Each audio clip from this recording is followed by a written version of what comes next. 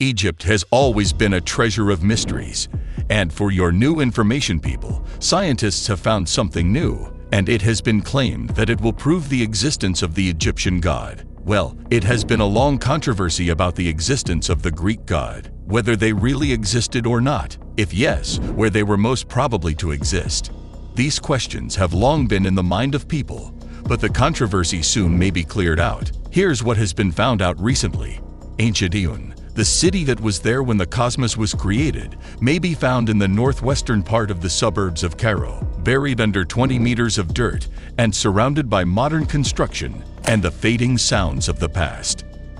This city, which the Greeks subsequently referred to as Heliopolis, city of the sun god, and which the Arabs afterward referred to as Ain Shams, eye of the sun, is most likely one of the earliest sacred places in the world, despite the fact that its unexplored remains are buried under centuries' worth of crops and communities. The location continues to serve as a symbolic memorial to Ra, the most important deity in ancient Egypt. The legend of how Ra gave birth to all that is known is one that is not only interesting but also enlightening. According to Egyptian mythology, before creation, there was nothing but darkness around the primordial ocean from which life would eventually emerge. When there was sufficient strength and readiness in the breath of life, the entity known as Atum determined it was time to begin the process of creation.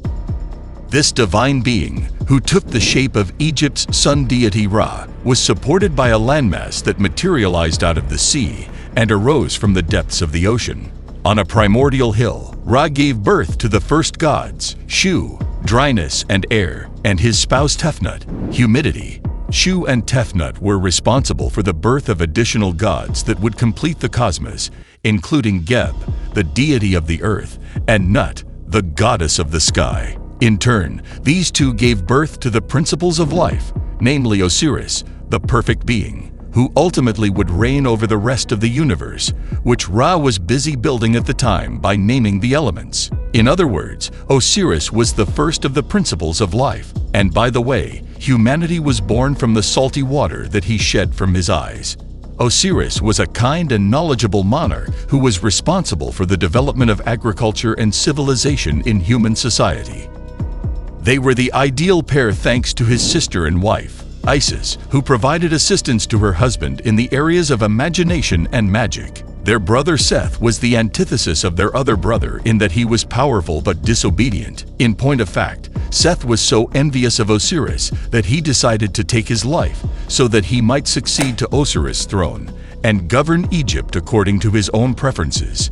Despite the fact that she really cared for Seth and Nephthys, Seth's sister, and partner Nephthys was unable to prevent the murder. It turns out that eliminating Osiris was not such a poor choice after all. Through the power of her sorcery, his wife was able to bring him back to life long enough to impregnate her with their son Horus, who would one day exact revenge on his murdered father and reclaim the kingdom of Egypt.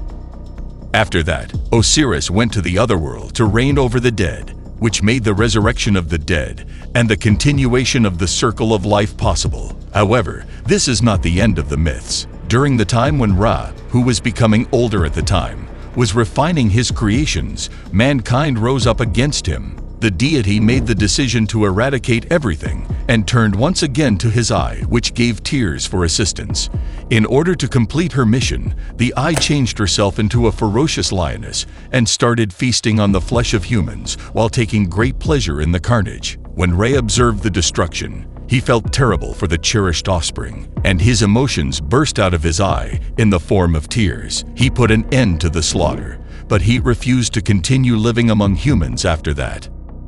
This prompted him to embark on a journey to the otherworld, where he is said to have been responsible for the creation of the 12 hours of daylight by navigating the sky in a clockwise direction from the eastern horizon to the western horizon. In doing so, he shed light on the world and made it possible for all creations to flourish under the protection of his rays. After Ra had crossed the horizon to the west, he proceeded to cast a shadow over the earth for the next 12 hours while he navigated the underworld, where he brought light to the dead, vanquished those who sought to destroy creation, and regenerated himself through a union with Osiris, the god of resurrection. When Ra first emerged on the eastern horizon at dawn, he was depicted as a falcon and given the name Horakti, which translates to Horus of the horizon. This name refers to the falcon's ability to soar to great heights, but Ra existed in a variety of guises. This analogy is based not only on the pun between the name of the scarab and the verb to happen, but also on the fact that the scarab, which emerges from the desert sands at the first rays of the sun pushing a ball of dung carrying his eggs, was believed to have self-created itself. He also could be represented as a scarab called keeper, which means the one who comes into being. After midday, the sun god was once again Ra, and the sun disk was his representation. After the sun had set, he transformed into Etum, an elderly man who had reached the end of his life cycle and was now prepared to pass away so that he may be reborn for a new day. According to this account, the god Ra, the sun, has always held the position of being Egypt's most important deity. At the time of the Old Kingdom around 2800 BC, when Egypt was still in the process of establishing its institutions and giving expression to its royal philosophy, the divinized ruler of Egypt was thought to be the son of the sun god.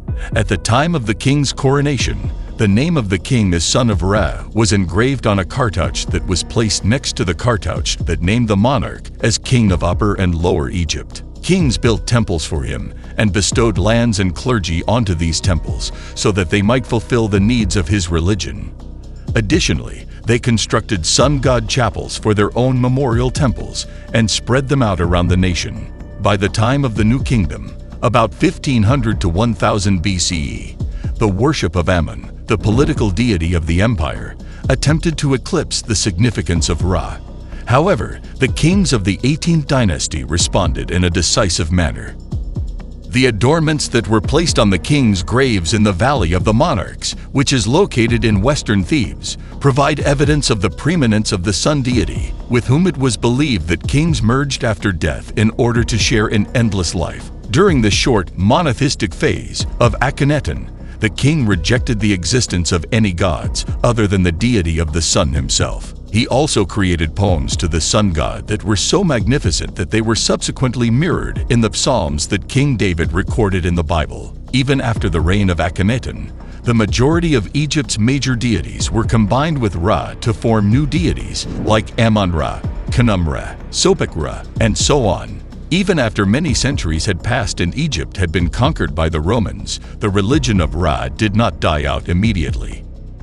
And yet, the story lives on, even in contemporary Egypt, which is still fascinated by the ancient civilization that once flourished there. There are still references to Ra that may be found in tradition, such as songs and idioms from the area that make reference to his blazing eye. The name Ra has also been seen in a variety of other media, ranging from Hollywood movies to video games. Evidently, the resuscitation of this oldest and most powerful god keeps going on with the same regularity as the dawning of a new day. That's all for this video. Let us know in the comment box what you all think about the video, like it and share it with your friends. Also, subscribe to our channel to watch more interesting videos like this. Thanks for watching.